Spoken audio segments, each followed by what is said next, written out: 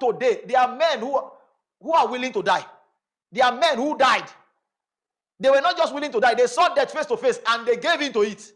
If their life will mean anything to God, let it go.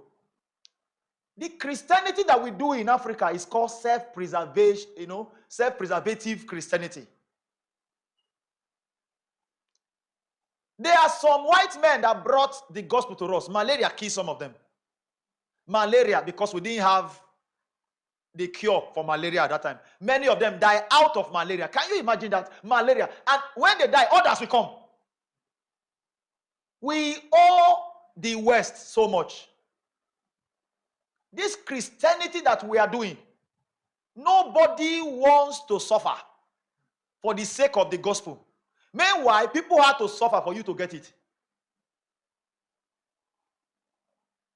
Somebody had to translate King James, the Bible, the Torah, where it is, to smaller portions so that people can have access to it. People had to suffer. There's a book called Fox's Book of Martyr. You may need to read it. It's about those who died.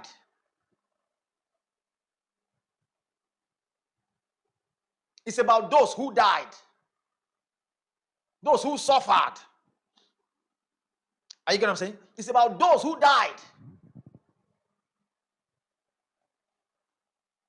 Herod took James in the New Testament and killed James. It's about those. There were people who were willing to die, and rightly so, they gave their life. In their mind, in their hearts, if their life will mean anything to God, let it go.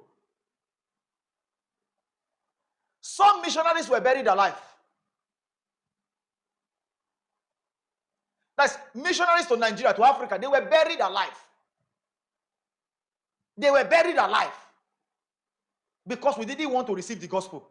And if that happens, others are coming. That was how they invaded Africa. They had children. They had families, but they left them.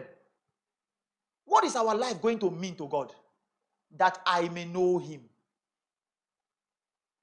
I'm challenging us and encouraging us at the same time, that I may know him. What will our life mean in eternity?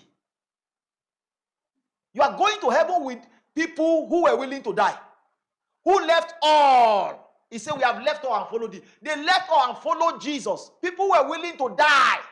You are going to stay in the same heaven with them. Where will you be in that heaven? In relation to where they are.